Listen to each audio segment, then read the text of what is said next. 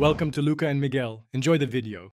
You begin by locking core choices, camera, mount, and capture settings, so your footage stitches cleanly.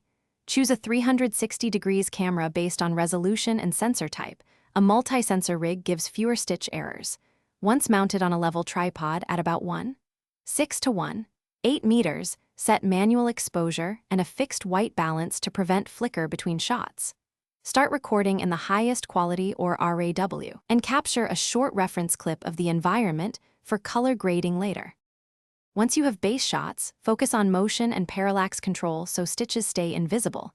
You should move slowly around 0.2 to 0.5 meters per second for walkthroughs and mark nodal points for repeated takes.